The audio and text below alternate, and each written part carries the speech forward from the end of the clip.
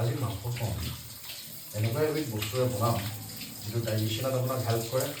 Vitamin এ আছে, vitamin C আছে, vitamin ই আছে, পটেছিয়াম আছে, মেগনেছিয়াম আছে, আৰু কি লাগে আপোনাক?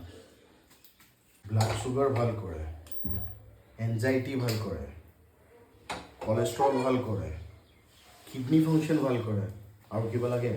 চ' বস্তুটো হৈছে বানানা ফ্লাৱাৰ, কলফুল লাগিব, পিঁয়াজ, মাংস আছে, নহৰু, আদা, জলকীয়া আৰু এটা বা দুটা আলু।